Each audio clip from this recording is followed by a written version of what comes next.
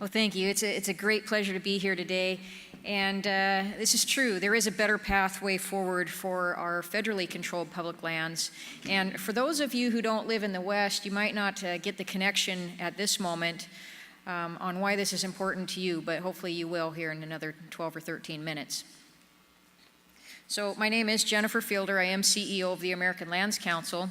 I was elected to the Montana State Senate in 2012. And my husband Paul is here with me this week. He's right over here. You want to wave, Paul? Thanks. We come from beautiful northwest Montana, and we just absolutely love it there. We enjoy the outdoors very much and the scenery, and we do get out and enjoy the public lands quite a bit. We're literally surrounded by millions of acres of federally controlled public lands in the part of the state that I live in fact, most of the western state. And we do enjoy getting out there and fishing and hunting. But it's not just all fun. This is how people in much of rural America provide for their families. In this case, we bring home the filet mignon. And we harvest a garden as well, and we gather firewood mostly from public lands. So these lands are not only important to my family, but also to most of the people that I represent as an elected official, and also to many, many citizens that live in the Western America, rural West, and other parts of the country in the rural areas as well. I want you to take a look at this map. The red indicates the federally controlled public lands in this nation. You see why they're so important to some of us and why they're so closely ingrained with our lives? It's over half of Western America. It's over 1/3 of the entire American continent, the country of America. And take a look at the next map. When you look at the red here, the next map, you're going to see where the large wildfires occur, and burn this red into your mind there, and then take a look at where the wildfires are occurring. It's almost a direct overlay, isn't it? And then let's look at how much value in minerals and energy is locked up there. According to the federal government's own reports, $150 trillion in mineral values in those lands. But most of that is locked up and has been locked up for some time. For example, a mine up in northwest Montana it's actually not a mine yet, it's a mine that's trying to open, the Rock Creek mine. They've been in a permitting process for over 30 years now, and they are doing everything right, but they keep running into what we call federal bureaucrazy and serial litigation. And as a result of our resources being locked up, we are seeing continuously the highest poverty and unemployment rates in the state of Montana. You see the upper northwest corner there of Montana, that's where Paul and I live. And we have the most productive, most prolific forests in that area, and we have this world-class silver deposit, most of which is locked up to let burn, and that's about it. And I think we're probably all pretty alarmed by what we see with the national debt, and even with the current conditions in Washington, D.C., it continues to escalate. We know that unwise resource management leads to this debt. It contributes to it in a significant way. If we were managing our natural resources more wisely and better, we could significantly lessen the reliance on debt. Now, this is a slide I wanted to share with you, and I'm going to talk about this for a moment. This is an aerial photograph of an area just near Flathead Lake, just south of Glacier National Park.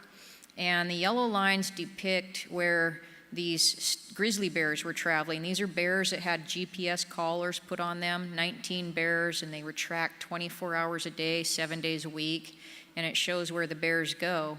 The funny thing about this slide is the bureaucrats are telling us that bears avoid roads, that they won't go where there's roads and activity, therefore we have to lock up our public lands and in order to not disturb the bears. But if you look at this map, those bears are hanging out. They're spending almost all of their time in the active populated areas. These are the roaded areas. They're full of homes and small businesses and logging activity and different things like that. That's where the bears spend their time.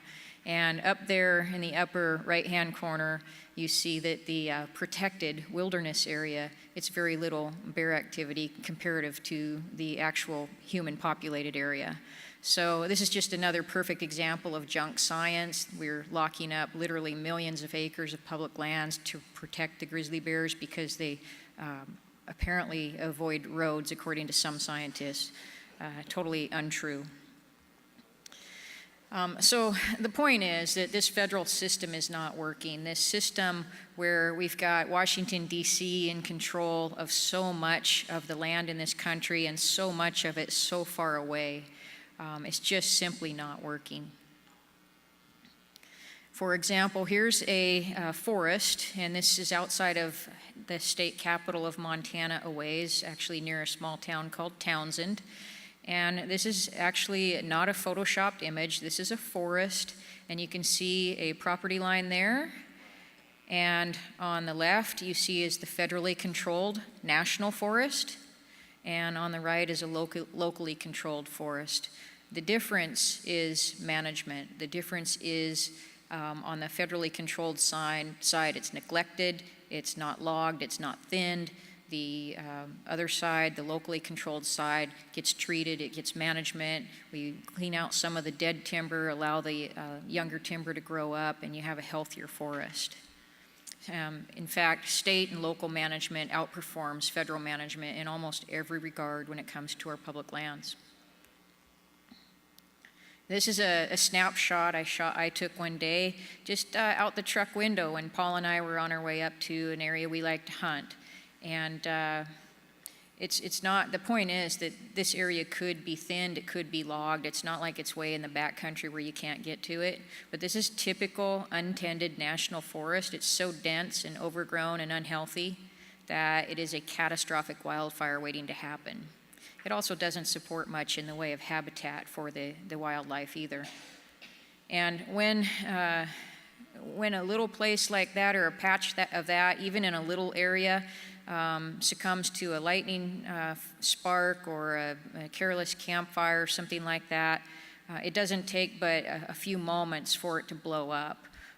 This was a photo I took from my patio one Sunday afternoon, and this was the beginning of the fire. About 4 o'clock Sunday afternoon, it was like this.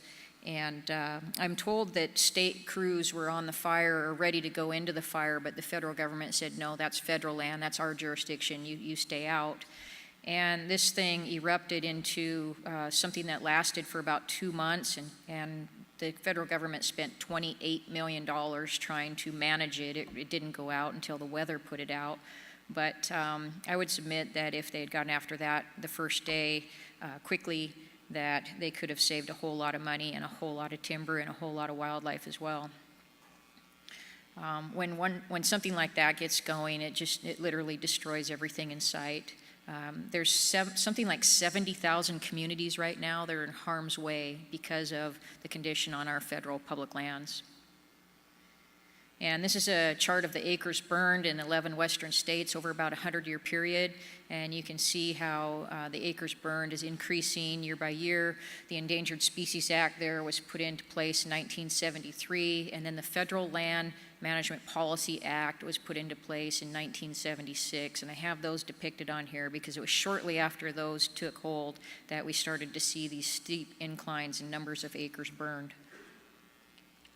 And it's hard to understand why we're allowing this to happen, because we all want healthy air and water and wildlife and abundant outdoor recreation and safe, vibrant communities. I mean, who doesn't want that? Why are we allowing the opposite thing to happen when it comes to our public lands?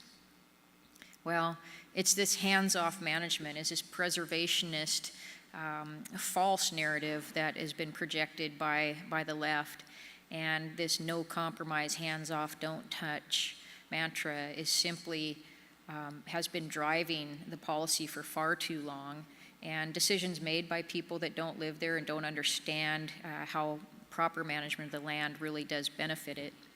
And we have to teach people that our environment is not a museum. It's not a museum. It's actually more like a garden. It's a very slow growing garden, but a garden nonetheless that when tended can benefit man and the environment as well. The lack of active vegetation management, the past several decades of federal land management really have been producing primarily dirty air, polluted water, decimated wildlife,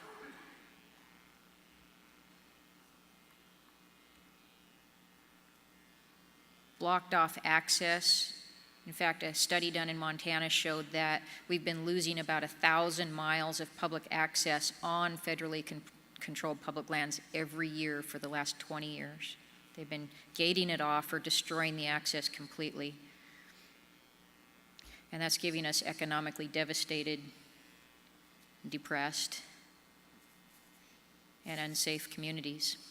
I'm going to tell you a little story about Cinder Bear. Cinder Bear was a bear cub that got caught in one of these wildfires, but made it out.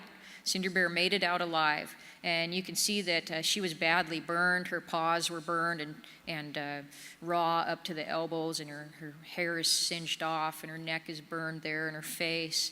Well, she made it out. She found some help. Some people saw her. She actually climbed under a porch of some neighbors, and they called the authorities, and she was saved, and she was rehabilitated, and she was released. But where? Back into a national forest. Does it really help Cinder Bear if she was released back into a national forest where the trees are so thick from lack of logging that all it takes is one lightning strike, and once it gets going, there really is no stopping it.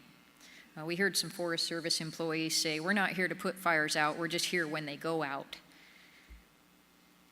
You really can't stop something like that once it gets going, and there's no escape. Like this unfortunate cow that actually got itself wedged between two trees while trying to outrun wildfire. And this beautiful buck burned alive. And it's not just the big animals. Imagine how many little ones there are out there. Do you think this little guy could outrun one of those wildfires? No. And these fires spread onto the private lands as well. Many fires that originate on the federally controlled public lands end up engulfing private lands as well. Now, the firefighters try to prevent that from happening. They do get around the structures and try to prevent the fire from spreading to private lands, but once they get going, it's pretty tough to stop. And so we're seeing pets and livestock and homes burned up as well. And we call it bureaucrazy. The feds are actually blocking the state fire crews from going in and putting these fires out. The fact is, you tend to get better decisions when they're made by people closer to the subject matter. Canada found this out. They've already done it. It's time for us, the United States, to transfer control of the federal lands to the states so that we can have better access, better health, and better productivity on our public lands. Canada did it. They found out it's been hugely successful. The process there is called devolution. They've done some great work on their policy to pave the way for that. One question that comes up a lot is, can states afford it? The answer is yes, absolutely. States already manage millions of acres of public lands, and we often outperform the federal government by a ratio of 10 to 1 or even better.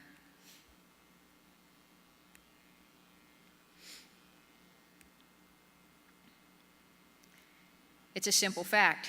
Actively managed public land is healthy, it's accessible, it's fire resilient, and it's economically productive, not just for the timber, but for the minerals and the energy value on those lands as well. Can Congress transfer public lands to states? Absolutely. Read your Constitution. Article 4, Section 3, Clause 2 grants Congress the power to dispose of or transfer, convey property belonging to the United States. At the American Lands Council, we're working on 3 pathways forward, constitutional pathways forward. We are into constitutional decisions. We believe in states' rights because we know that what happens with this administration, which is a great administration, has been a breath of fresh air to work with, but what happens here can be undone by the next one.